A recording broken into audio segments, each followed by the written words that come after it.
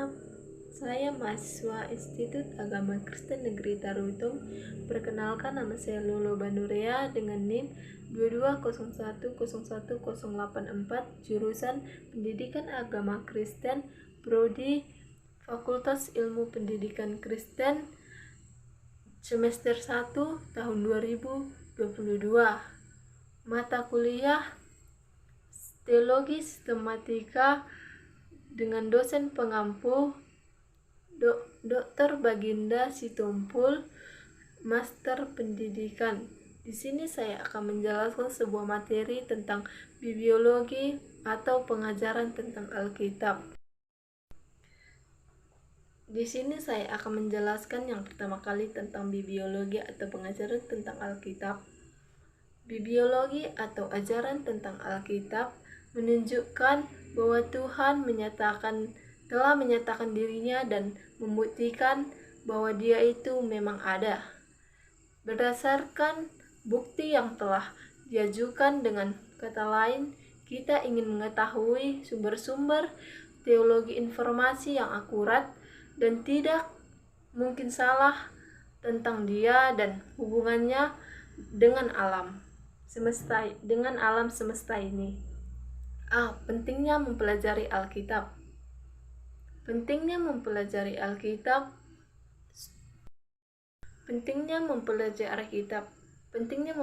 Alkitab supaya kita dapat memahami firman Tuhan lebih dalam dan membentuk karakter untuk semua orang agar melandai firman Tuhan dan melakukan firman Tuhan di kehidupan sehari-hari, seperti tertulis dalam Mazmur 119 ayat 105 mengatakan, "Firman-Mu itu pelita bagi kakiku dan terang bagi jalanku," yang dimana artinya firman itu seperti cahaya untuk menerangi jalan hidup yang kita tuju.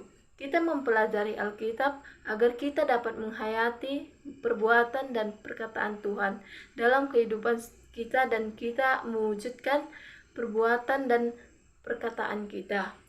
B. Pengertian Alkitab. 1.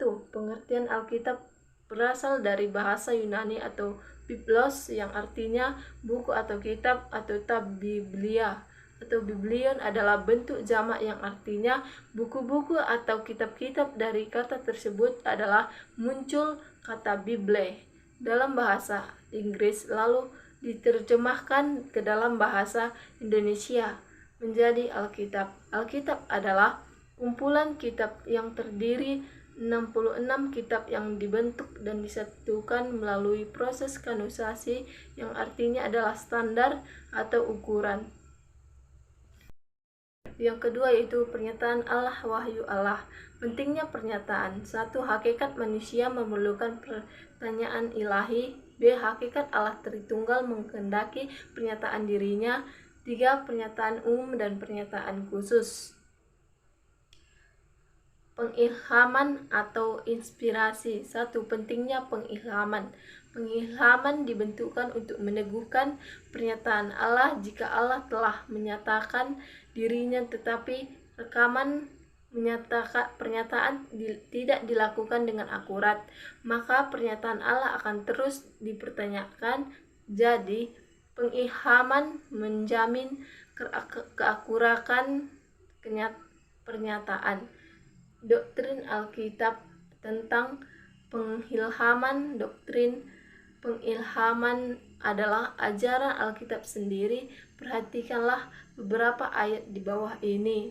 Seperti Timotius 3 ayat 16, kata atau tulisan dalam bahasa Yunani grape atau kata adalah seluruh catatan sebanyak 50 kali kepada bagian Alkitab. Kata tulisan dalam ayat ini menunjukkan kepada kanon PL dan kanon Alkitab. Jika kitab suci memang diilhami oleh Allah, muncul suatu pernyataan penting.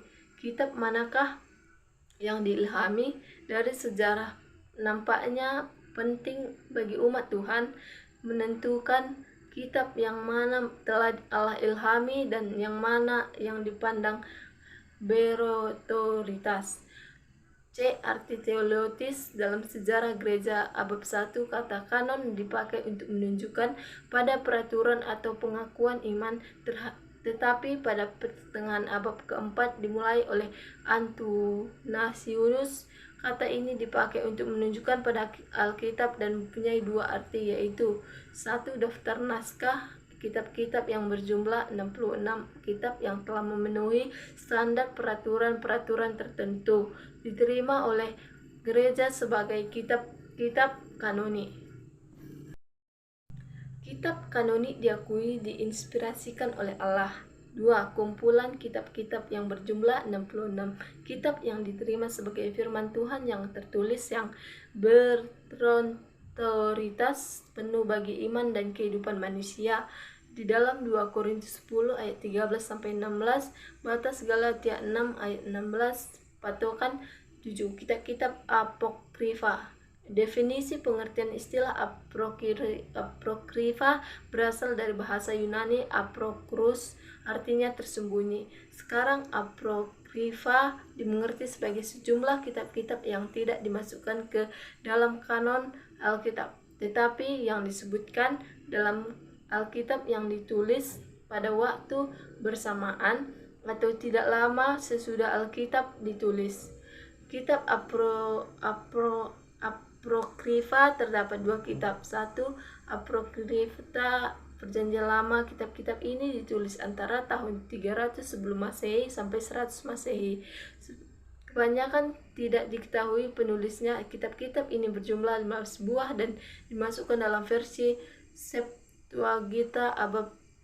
Apokrifa PS dibagi menjadi 5 jenis, yaitu 1. Pengajaran, 2. Roman religius, 3. Sejarah, 4. Nubuat, 5. Dongeng, dan 2. Apokrifa Perjanjian Baru. Apokrifa PB tidak ada daftar yang pasti untuk kitab-kitab apokrifa PB. Kebanyakan kitab-kitab itu berisi fiksi religius, yaitu untuk memenuhi keinginan mereka mengetahui informasi tentang peristiwa-peristiwa dalam kehidupan Tuhan Yesus yang tidak tertulis dalam Injil kanon.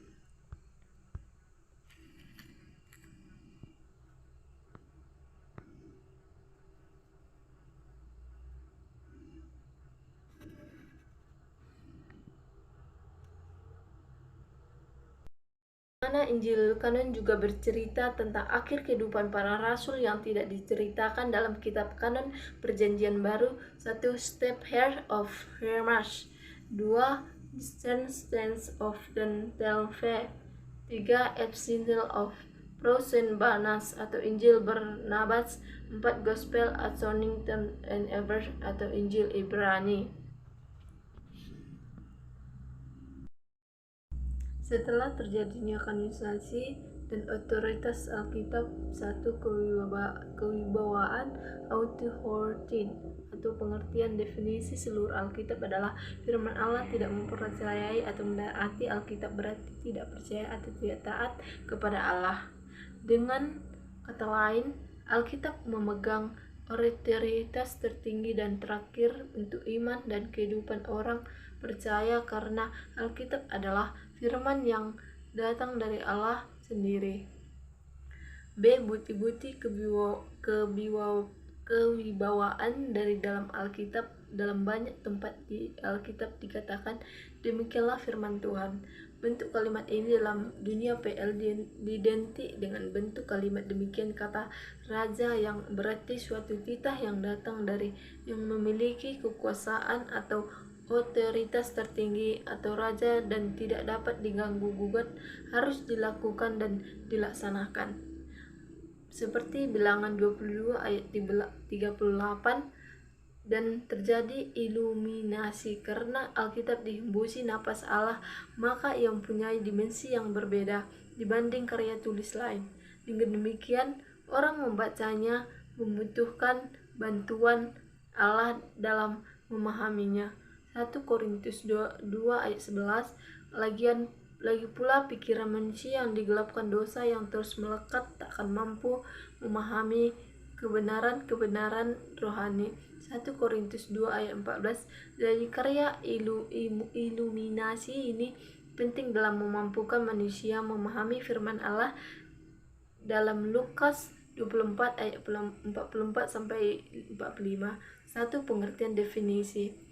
Arti etimologis kata iluminasi berasal dari kata Yunani photogiso, artinya menerangi atau memberi penerangan batin dalam Yohanes 1 ayat 9. B. Definisi pekerjaan Roh Kudus yang membantu membukakan pikiran orang percaya supaya mereka dapat mengerti dan mengaplikasikannya firman Allah itu atau Alkitab dalam kehidupan mereka.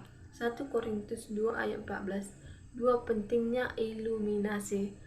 Karena pikiran dan hati manusia masih ada dalam kegelapan. 1 Korintus 2 14. B. Sifat hati manusia yang bebal. Yesaya 6 ayat 9 sampai 10. C. Melawan pekerjaan setan. 2 Korintus 4 ayat 3 sampai 4. D. Pengaruh kuasa kedagingan. 1 Korintus 3 ayat 1 sampai 2. 3. Tujuan iluminasi adalah supaya manusia mengenal Allah dengan benar melalui pernyataannya, sehingga manusia mengerti akan kehendak Tuhan bagi manusia dan melakukan apa yang berkenan bagi Allah, supaya hanya Allah yang dapat ditinggikan dan dimuliakan. Cukup sekian hasil penjelasan materi yang diberikan kepada saya. Mohon dukungan dan doanya supaya perkuliahan saya lancar dan makin baik. Shalom dan terima kasih.